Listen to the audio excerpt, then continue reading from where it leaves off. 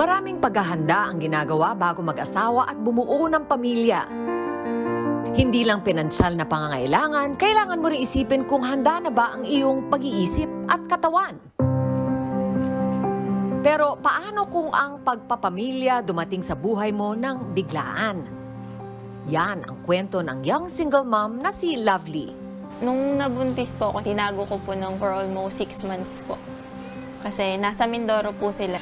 Then napansin lang po nung mga kasama ko sa bahay. So inamin ko na rin po. Tapos doon ko po kinausap si mama. Siyempre may disappointment din po kasi marami pong ine-expect sa akin kasi honor student po ako and sumasali rin po ako minsan sa mga pageants. Huling taon na sa kolehiyo ng Magdalang Tao si Lovely. Sa simula ay suportado naman daw siya ng ama ng bata. Dumating pa nga sa puntong nakitira sila sa magulang ng lalaki, bagay na hindi raw komportable para kay Lovely. Ang hirap po na iaasa po namin yung mga needs namin sa magulang niya. And sa magulang ko na rin po kasi halos yung parents ko na po yung nagbibigay ng panggatas at diaper po ng baby ko na parang hindi po okay sa akin. Parang nagiging normal na lang po dun sa tatay niya na sige, parang iaasa na lang po dun sa magulang po namin parehas yung pangangailangan namin. Ano ba? Tama na. Hindi naging maganda ang pakikisama ni Lovely sa pamilya ng kanya noong nobyo, kaya't nagdesisyon siyang umalis. Tila naging tuldok na rin daw ito ng pagsasama nila ng ama ng kanyang anak. Yung paghihiwalay naman po namin, mutual decision naman po kasi hindi na rin po makakabuti sa bata kung makikita po kami na laging hindi okay or mag-aaway po. Parang hindi rin po makakabuti sa bata. Kaya nag-decide na lang po kami na maghiwalay po. Mahirap man ay pinagsisikapan ni Lovely na buhayin ng mag-isa ang kanyang anak. Ang mas hinahanap ko po na trabaho panggabi po. Kasi para pag umaga po, mas maaalagaan ko pa rin yung baby ko. And kung magtatrabaho man po ako, tulog siya and mas makakapagtrabaho po ako ng maayos. Though, kulang po sa tulog pero kinakaya naman. Marami raw natutunan si Lovely sa kanyang karanasan.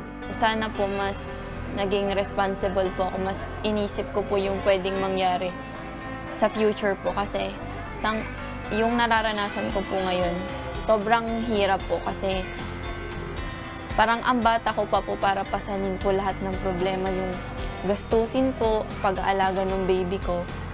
Parang sobrang bata ako po para mamroblema po ng ganito. Yung struggle ko po sa paghahanap po ng trabaho, yung rejection po, yung ang hirap po kasi na parang ang bigat-bigat na po nung pasan ko sa ganitong edad. Bumabawi na lang daw si Lovely sa kung paano niya itrato ang kanyang anak kahit wala na siyang kasama sa pagpapalaki rito. Kasi po parang sa lahat po ng maling nagawa ko, siya na lang po yung tama. Siya na lang po yung way para itama ko po lahat ng mali ko dati. Kasama natin ngayon si Rio Lane Bringuelo, isang registered nurse at certified life coach. Coach Ri, ang ganda nila. Napaka-lovely actually talaga ni Lovely, no? Pero yung storya niya nakakaantig at very familiar. Dahil ang daming mga single moms and young single moms dito sa ating bansa. Ang sabi nila sa mga datos, nasa 5% na of the population, which is what? Nasa mga 5 million yan. So marami din talaga, no? I'm sure marami ka ring nakakasalamuhay sa iyong work. Yes. Actually, meron din ako mga kino-coach, no? Yung doon nila nakikita, ano nga ba yung next for me? Kasi nag-aalaga sila ng bata, pero pwede pa rin ba akong mangarap kahit na ganun? So, may mga na-encounter pa rin akong ganun. Yan siguro talaga ang talagang nasa mga isip nila, no? Isa-isahin natin, Coach Ri, no? Ano ba ang mga pangangailangan typically ng mga single moms? What are their, not only yung physical needs, pati yung emotional needs? Yes. Nabanggit mo yung emotional needs, no? Iba-iba eh. Kasi kagaya kanina, sabi niya, kailangan niya na rin isipin yung pangangailangan ng anak niya. So, una yung financial stress. Imagine that, no? Kung ikaw ay magulang, iisipin mo talaga pagpapaaral, food ng anak mo, and paano pa kung single mom ka?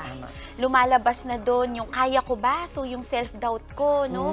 Lumalabas din yung guilt mo na umaalis ka ng bahay para magtrabaho, sino mag-aalaga ng anak mo, kaya ko ba or may kapasidad ba ako as a caregiver? Grabe, nagpatong-patong yan, ano? Sabi mo nga, merong self-doubt, yung talaga magdududa ka, kaya ko nga ba to? Kasi merong kasamang stigma yan, di ba, Coach Ri?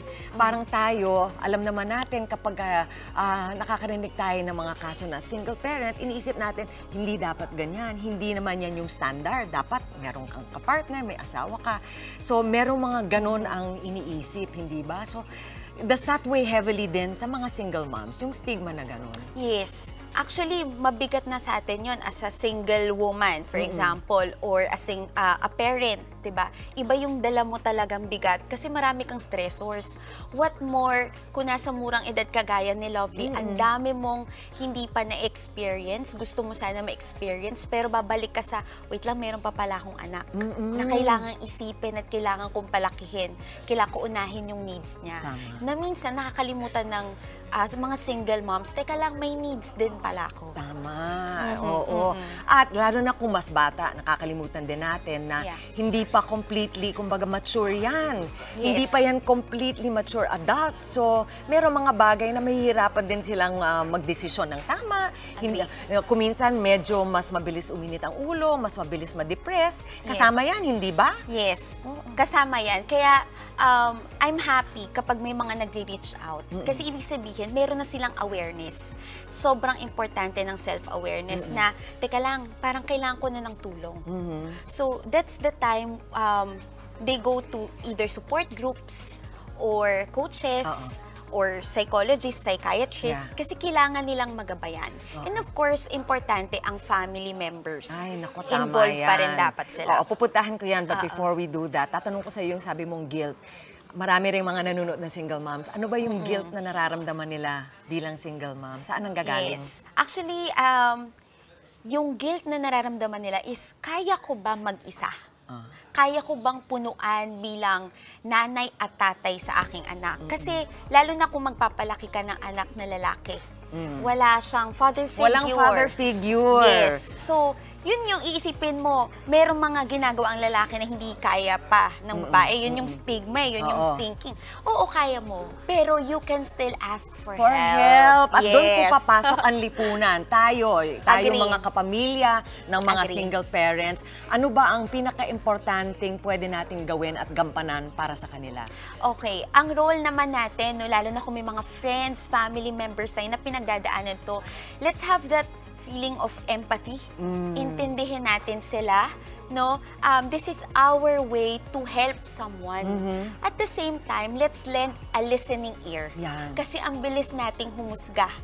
'Di ba? Meron kasi tayong mga pinagdaanan, experiences na we want to bring to the table. Pero that time ba, pagka lumapit yung mga single moms sa atin, kailangan ba nila yon? Yung mga experience natin, or kailangan lang nila ng makikinig. Kasi the only way we can help someone is if we learn to listen to that someone. Ay, nako, that applies to mostly anything, ano? Talagang listen lang, especially para sa mga single moms natin. Na napakaraming sakripisyo naman talagang ginagawa. Naku, maraming salamat sa iyo, Coach Rio Lane Briguelo, isang registered nurse and certified life coach. Ang dami nating baon, ha? Yung sa akin lang siguro, I will echo what you said, no, na tandaan natin yung mga sakripisyong pinagdadaanan ng mga single moms at unawain natin ang kanilang kinalalagyan bago tayo maghusga, kahit na alam natin na merong mas magandang or mas ideal na sitwasyon, nandiyan na po sila at suportahan natin sila. Yung mga kalalakihan surrounding these single moms, be the proper father figure for the child. It's a community. It takes a community. Thank you so much. Thank you so much. Mga kapatid, Chiki Roa Puno po. Simulan ang inyong araw na puno ng impormasyong kapaki-pakinabang. Sama na sa isang makabuluhang umaga. Tumutok at mag-subscribe sa social media pages ng News 5.